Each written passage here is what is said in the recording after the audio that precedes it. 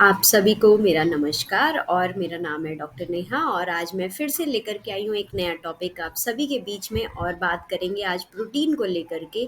क्यों ज़रूरी होता है प्रोटीन, क्या होता है प्रोटीन और क्या एक स्वस्थ शरीर को भी प्रोटीन लेना चाहिए, क्या होता है इसका महत्व और साथ ही साथ क्या सही मात्रा होती है इसको लेने की। सो प्रोटीन पे बात करते हैं। प्रोटीन जो है हमारे शरीर के अंदर हमारे शरीर के लिए बहुत ही अहम ज़रूरी माइक्रो न्यूट्रिएंट है जिसको हम हमारी कोशिकाओं को बनाने में रख रखाव में एक अहम भूमिका निभाता है। यह हमें एनर्जी प्रोवाइड करता है, साथ ही साथ हमारे कोशिकाओं को हमारे टिश्यूज़ को ईंधन देने में बहुत ही अहम भूमिका निभाता है। और साथ ही साथ अगर हम बात करें कि हमें प्रोटीन कैसे लेना चाहिए तो ध्यान रखिए कि आप जब भी खाना खाते हैं, अपने दिन की कोई भी डाइट लेते हैं तो उसमें अलग अलग माध्यम से आप अपने खाने के अंदर प्रोटीन को ले सकते हैं। सो प्रोटीन बहुत सारे अमीनो एसिड से मिलकर के बनता है जो कि हमारे शरीर के बिल्डिंग ब्लॉक्स होते हैं।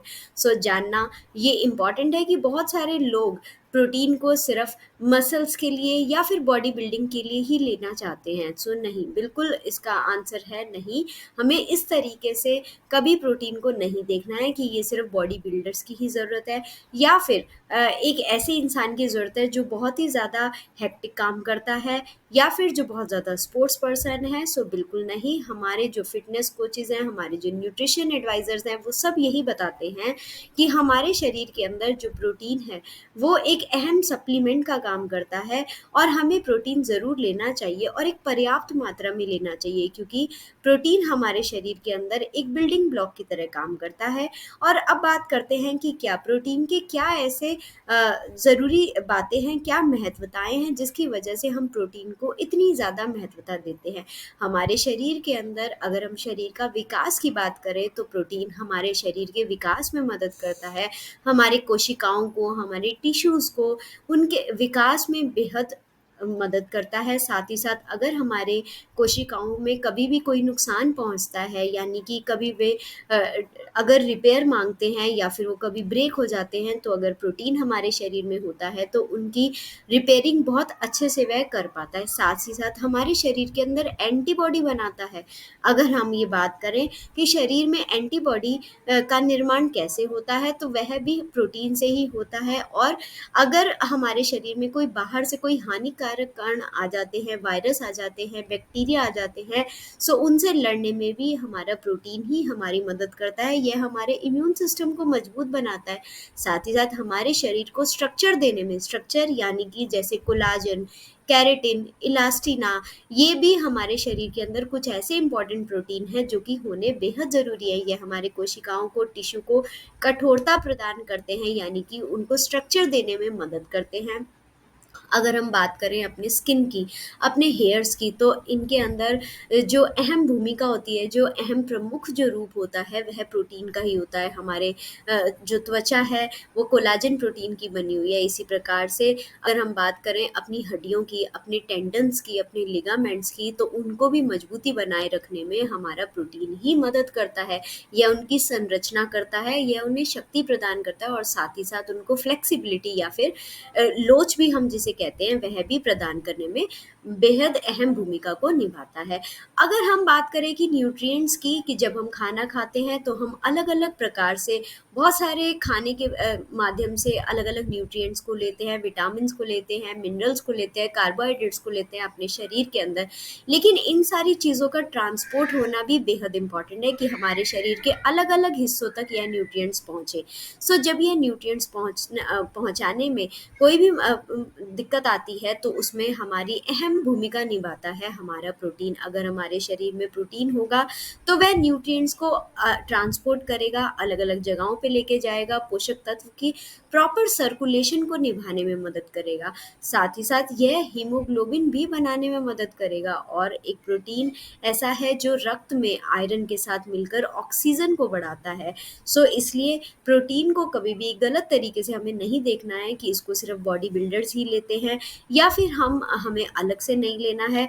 हमें बिल्कुल लेना है और ऐसा प्रोटीन लेना है जो कि इजीली डाइजेस्टिबल हो। साथ ही साथ अगर हम हार्मोन्स की बात करें तो हमारे शरीर में हार्मोन्स को बनाने में हमारे शरीर के अंदर केमिकल मैसेंजर के रूप में यह प्रोटीन काम करता है और हमारे हार्मोन जैसे कि ग्रोथ हार्मोन है, इंसुलिन हार्मोन है, इन सारी चीज़ों का निर्माण करने में भी प्रोटीन का एक अहम भूमिका होती है।